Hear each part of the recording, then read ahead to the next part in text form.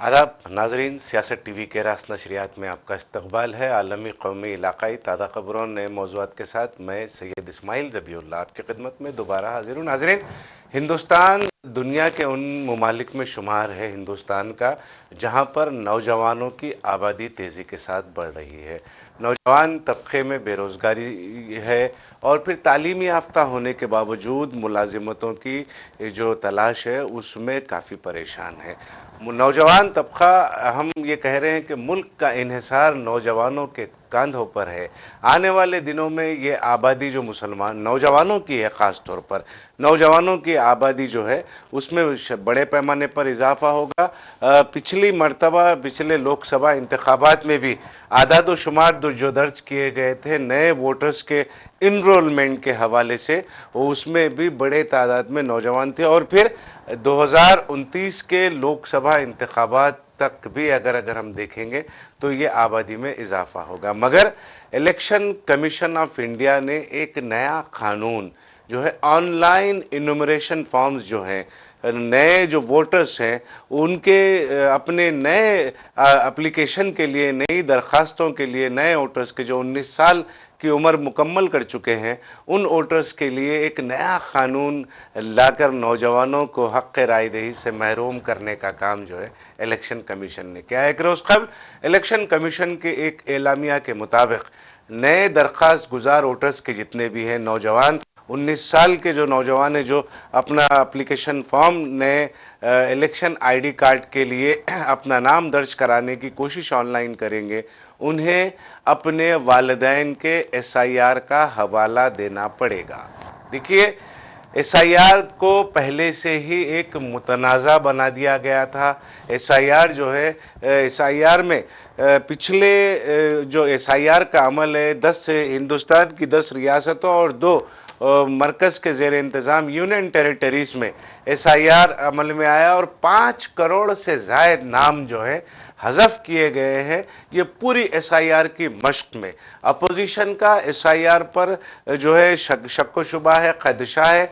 हालिया असेंबली इंतखाबात जहाँ जहाँ पर भी हुए, अगर हम बिहार की बात करेंगे और मगरबी बंगाल की 2 रियासतों की अगर हम बात करेंगे तो एसआईआर की बुनियाद पर बीजेपी की जीत का अपोजिशन ने इल्ज़ाम लगाया है। ऐसे में अगर एसआईआर के फॉर्म 6 जो नए एप्लीकेशन है, नए वोटर्स के फॉर्म 6 का अदखाल जो है अगर वो दाखिल करना चाहते हैं ऑनलाइन, तो आप अगर 5 करोड़ से ज़ायद जो लोगों के नाम हज़फ किए गए हैं, क्या उनके बच्चों को आप वोट हक़ रायदही से महरूम करने का इरादा कर रहे हैं? क्योंकि अभी कर्नाटका और जो है तेलंगाना में भी एसआईआर का सिलसिला जारी है और यहाँ पे जब एसआईआर की फाइनल लिस्ट जारी होगी यहाँ से, तो फिर इसमें कितने नाम निकलेंगे? 5 करोड़ नामों में और मज़ीद इजाफा हो सकता है। तो क्या जितने नाम हज़फ किए जा रहे हैं उन नामों से मुंसलिक जो बच्चे हैं उनके, क्या उनको इलेक्शन कमीशन हक़ रायदही से महरूम कर देगा? क्या हक़ रायदही से उन्हें महरूम करने का इरादा रखा जा रहा है? देखिए, ये मुसलसल कहा जा रहा है कि नौजवान तबका नरेंद्र मोदी की ज़ेर क़यादत मरकज़ी हुकूमत में परेशानियों का शिकार दिन ब दिन होता जा रहा है। पेपर लीक का मामला हो या फिर दूसरे कई मामलात हो, बेरोज़गारी का मामला हो, इन तमाम चीज़ों में नौजवान जो है बरहम है, परेशान है। ऐसे में इलेक्शन कमीशन ऑफ इंडिया का ये इक़दाम, जिसमें ये कहा जा रहा है कि वो नौजवान जो 19 साल की उम्र को पहुँचे हैं और अपना हक़ रायदही के लिए वोटर आईडी कार्ड के लिए आप ऑनलाइन दरख्वास्त देते हैं, तो आपको अपने वालिदैन के माजी के एसआईआर का हवाला देना पड़ेगा। इलेक्शन कमीशन से जब पूछा गया तो इलेक्शन कमीशन ने अपनी वजाहत में ये कहा कि पिछले साल बिहार से ही इसका अमल शुरू हो गया है, कोई नई बात नहीं है। मगर देखिए, अगर आप ऐसे हालात में नौजवानों को, अगर आप इस बात से, मैं जहां पर एसआईआर चल रहा है उन रियासतों को छोड़कर, उन रियासतों में जहां पर एसआईआर हो गया है वो यूनियन टेरिटरीज में जहां पर एसआईआर का अमल मुकम्मल हो चुका है और एसआईआर की ताज़ा फहरिस्त भी जारी कर दी गई है, वहां के नौजवानों के मुताल्लिक मैं इलेक्शन कमीशन से राष्ट्रीय सवाल मेरा ये है कि क्या वहां पर जो 5 करोड़ से ज़ायद नाम हज़फ किए गए हैं, उनके जो बच्चे हैं जो 19 साल की उम्र मुकम्मल करके जो नए वोटर की हैसियत से अपना नाम दर्ज कराना चाह रहे हैं, क्या उन्हें इलेक्शन कमीशन हक़ रायदही से रोक रहा है? ये एक अहम सवाल है। देखिए, कहा जाता है कि जिस मुल्क में नौजवानों के हकूक़ पामाल किए जाते हैं, जिस मुल्क में अक़लियतों को दबाने की कोशिश की जाती है, वहाँ पर जो है इंसाफ की उम्मीदें ख़त्म हो जाती हैं और हुकूमतों पर जानिबदारी का इल्ज़ाम लगता है। अगर ये तमाम चीज़ें हकीकत है तो फिर मौजूदा मरकज़ी हुकूमत और मरकज़ी हुकूमत के ज़ेरे इंतज़ाम जितने भी इदारे हैं, जिसको कौमी इदारे कहा जाता है, वो कौमी इदारों पर जानिबदाराना रवैया इख्तियार करने का इल्ज़ाम जो अपोजिशन लगा रही है, वो कहीं ना कहीं हकीकत दिखाई देता है। अगर आप नौजवानों को हक़ राय दही से महरूम कर देंगे, उनके हौसले कमज़ोर कर देंगे, उनके हौसले पस्त कर देंगे, तो फिर इस मुल्क की तामीर जो होने वाली है, मुल्क को तरक्की की तरफ लेके जाना है, जिस तरह का नारा वज़ीर आज़म नरेंद्र मोदी की हुकूमत विकसित भारत 2047 का नारा लगाने का काम कर रही है, हर मिनिस्टर के ज़बान पर विकसित भारत 2047 का नारा है, तो फिर 2047 के विकसित भारत के सपने को, ख्वाब को किस तरह मोदी हुकूमत पूरा करेगी, जब नौजवानों को, इस मुल्क के नौजवान तबके को जो है आप हक़ रायदही से महरूम करने का काम करेंगे। 5 करोड़ से ज़ायद लोगों के नाम एसआईआर से हज़फ हो गए हैं। पिछले एसआईआर की जो मशक़ हुई है 10 रियासतों में और 2 यूनियन टेरिटरीज़ में, तो क्या उन तमाम जिन लोगों के नाम हज़फ किए गए हैं, क्या उनके बच्चों को अपना हक़ रायदही इस्तेमाल करने का हक़ जो है उनसे भी छीन लिया जाएगा? किन वजूहात की बुनियाद पर उनके नाम एसआईआर से हज़फ हुए हैं? क्योंकि बहुत सारे मराहिल हैं, वो मराहिल के बाद आप एसआईआर में अगर किसी का नाम निकल जाता है तो उसको चैलेंज भी किया जा सकता है। और बिहार में कहीं बिहार में इस तरह का इंतखाबात के बाद इस तरह के मामला सामने आए, बिहार से भी सामने आया और बहुत सारे लोगों ने अपना जो है एसआईआर से नाम हज़फ किए जाने को चैलेंज किया और फिर साबित करने के बाद उनके नाम दाखिल हुए। कम से कम ये तमाम मरहले ख़त्म हो जाने के बाद, मुकम्मल पूरे मुल्क में एसआईआर की मशक़ मुकम्मल हो जाने के बाद और जिस तरह के चैलेंजेस एसआईआर में लिए जाने वाले फ़ैसलों के मुतालिक किए जाते हैं, उन चैलेंजेस का सामना करने के बाद आखिर में जब नाम हज़फ होते हैं तो उसके बाद हुकूमत, ख़ास तौर पर इलेक्शन कमीशन को इस तरह के फैसले करना चाहिए। क्योंकि फॉर्म 6 का मामला, हालांकि अब ये जो बात निकलकर सामने आई है कि ऑफलाइन जो फॉर्म्स जारी किए जा रहे हैं इलेक्शन कमीशन की जानिब से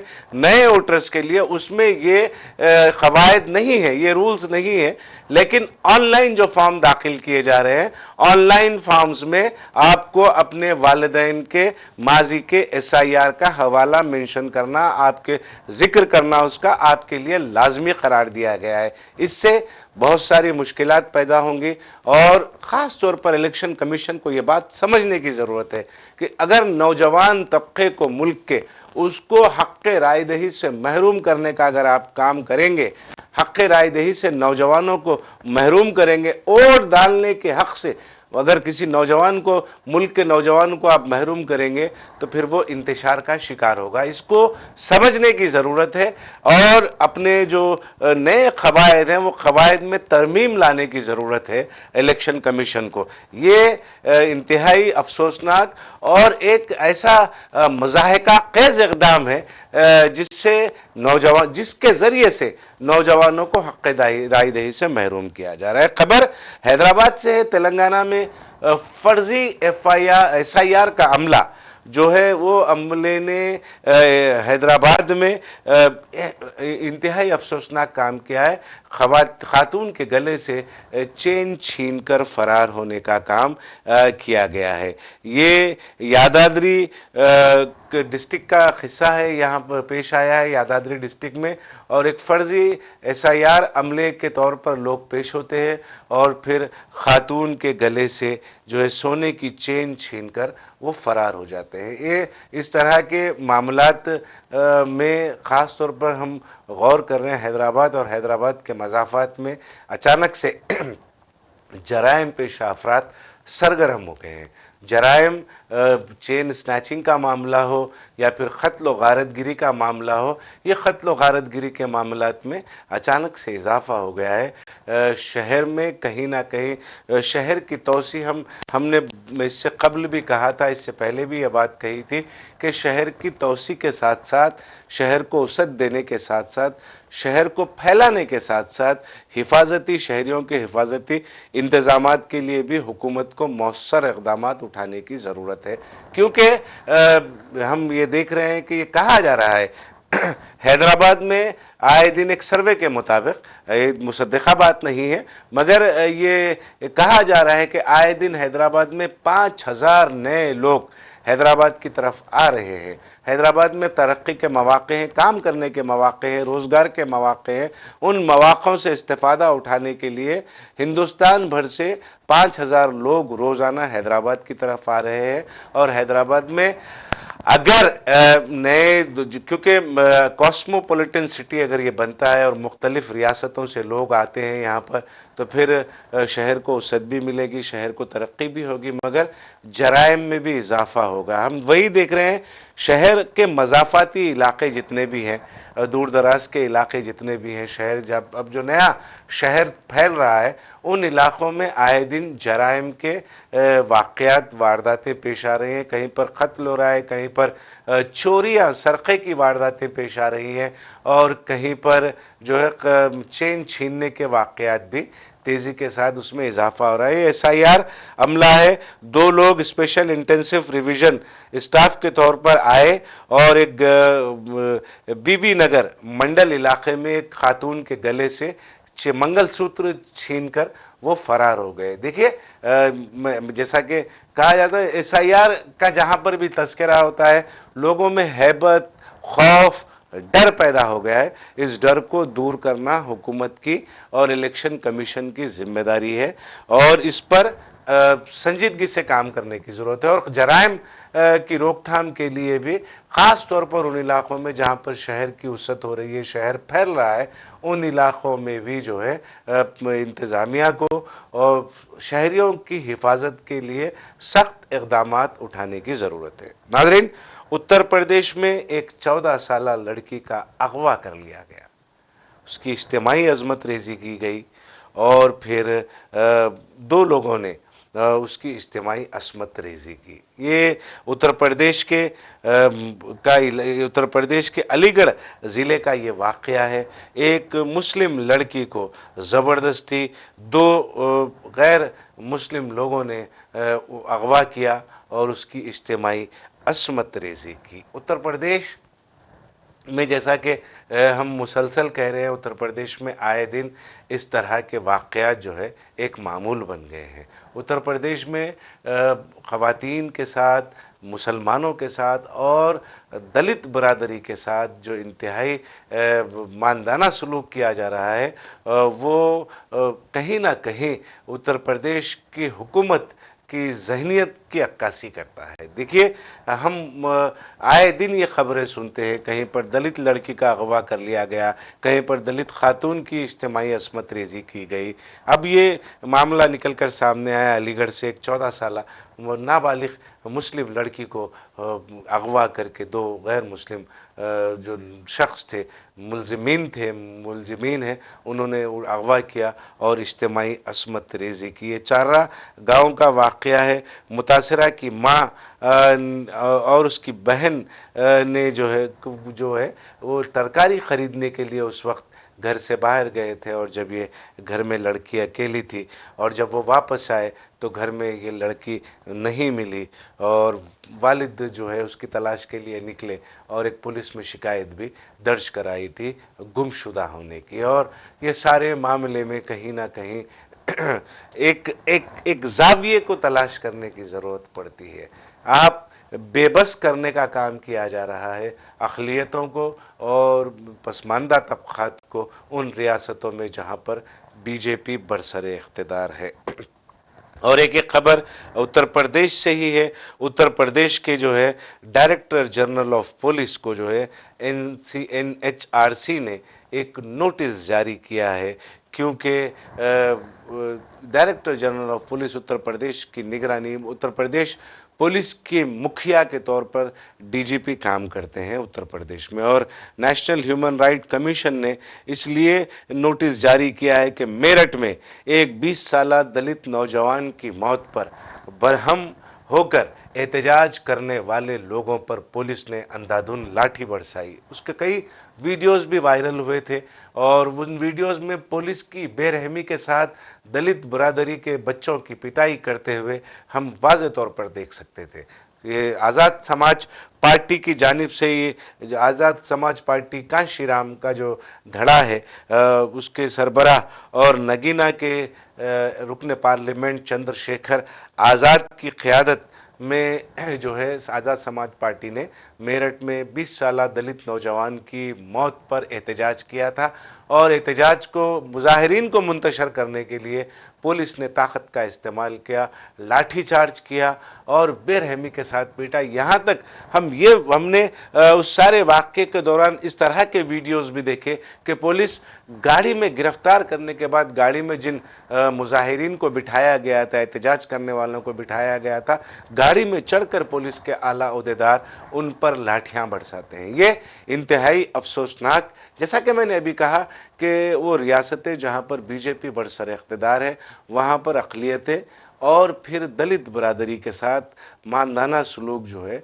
वो कहीं ना कहीं जमहूरियत को तार तार कर रहा है, जमहूरी अक़दार, जमहूरी उसूलों को कहीं ना कहीं तार तार कर रहा है। इसको समझने की ज़रूरत है। अब ये नेशनल ह्यूमन राइट कमीशन, कौमी इंसानी हुकूक़ कमीशन ने नोटिस जारी किया है उत्तर प्रदेश पुलिस पर कि ये जो सारा मेरठ का जो सारा वाक़या है, सारा मामला है, उस पर वजाहत दे और उसकी वजाहत करे क्यों इस तरह का वाक़या पेश आया। क्या इस मुल्क में अक़लियतें और जो है दलित बरादरी के लोग, SC ST जो है, क्या इसी तरह के सलूक के हक़दार है? क्या इस तरह का सलूक जो किया जाता है, मारपीट की जाती है, हक़ से महरूम करने का काम किया जाता है, जो एहतजाज हर हिंदुस्तानी शहरी का जमहूरी हक़ है और पुरअमन एहतजाज हर हिंदुस्तानी का जमहूरी हक़ है। अदालत ने भी कई मरतबा, अदालतों ने, अदालत आला और अदालत उज़्मा ने कई मरतबा इस तरह के एहतजाज को रोकने की कोशिश पर हुकूमत को और रियासती सतह पर पुलिस की सरजनिश की है। उन पर उनको ये कहा है कि आपको अवाम के एहतजाज करने से खौफ क्यों है? अवाम को एहतजाज करने से आप नहीं रोक सकते।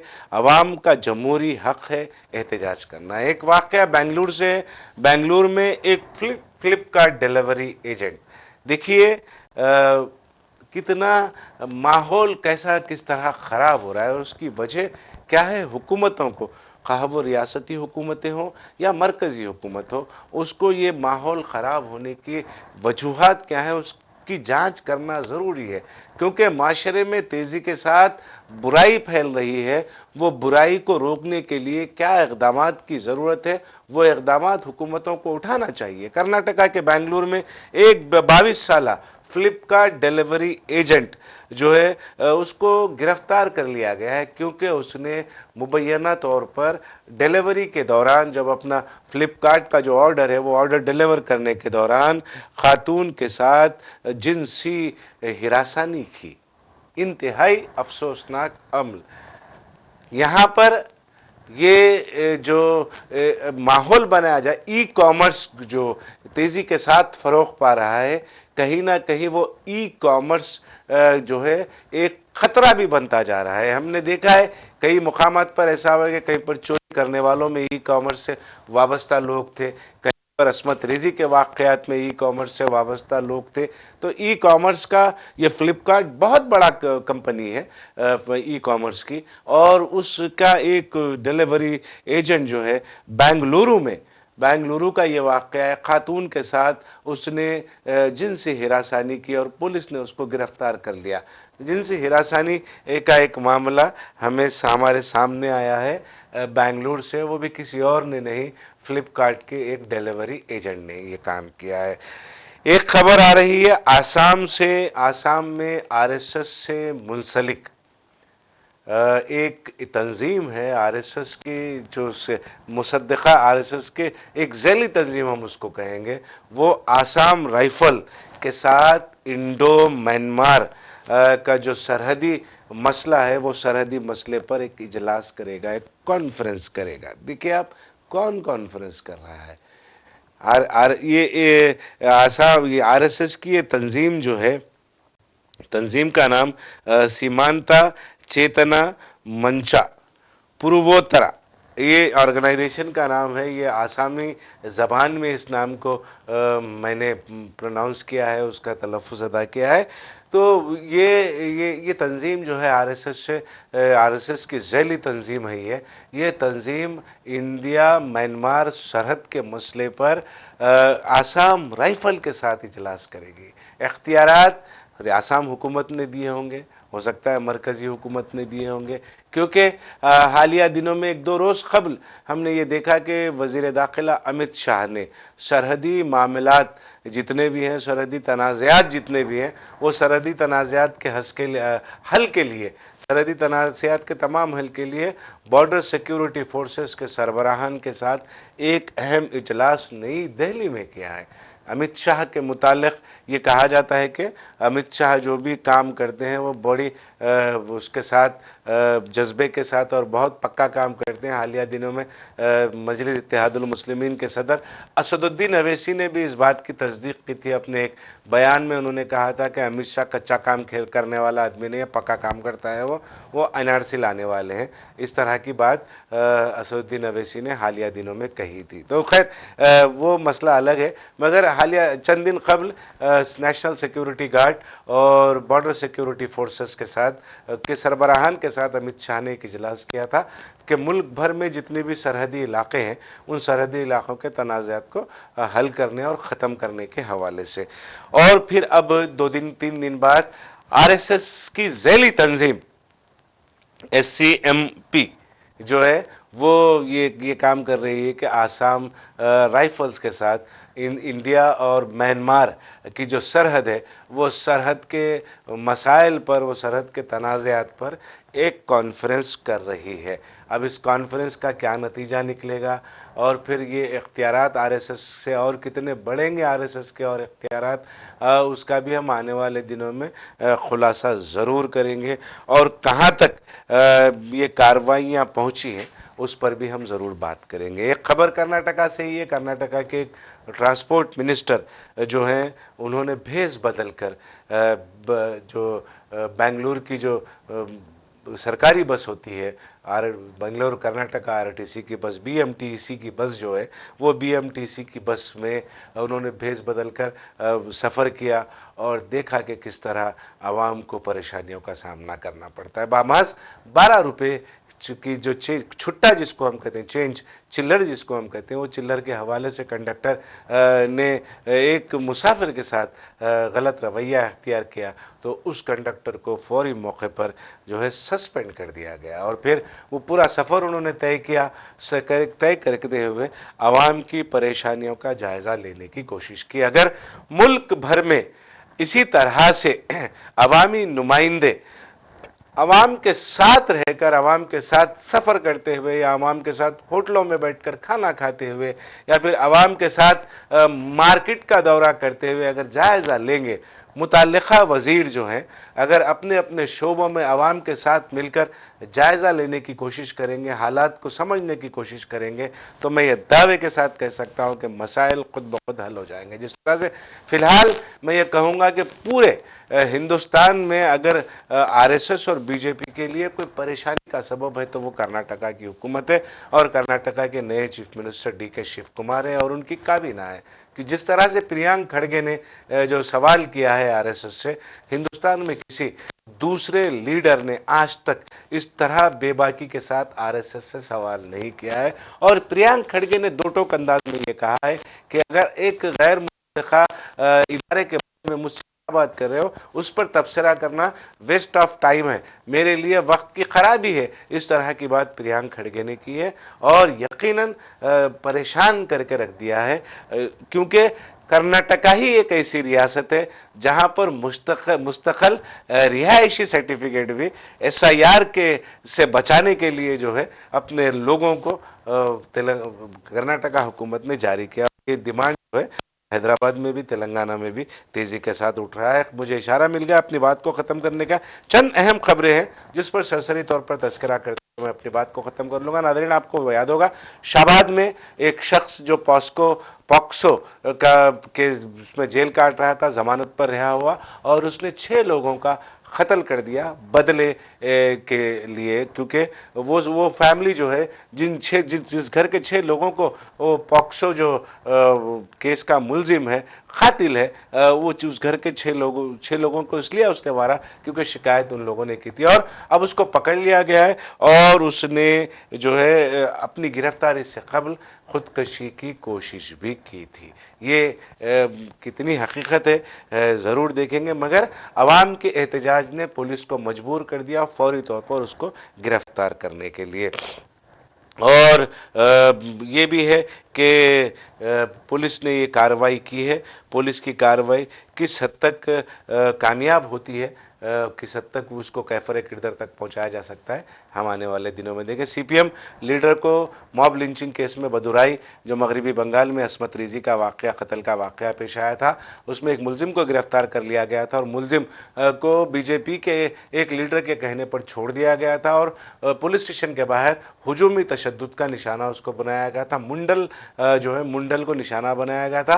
चीफ मिनिस्टर शुभेंदु अधिकारी ने मुंडल के घर वालों से मुलाकात की और 25 लाख रुपए का मुआवजा अदा किया और घर वालों को घर में से एक को सरकारी मुलाजिमत देने का भी उन्होंने वादा किया है। और अब उसको शुभेंदु अधिकारी ने यह कहा था कि वह हुजूमी तशद्दुद नहीं, कत्ल है और कत्ल के मामले में सीपीआईएम एक लीडर को गिरफ्तार कर लिया गया है।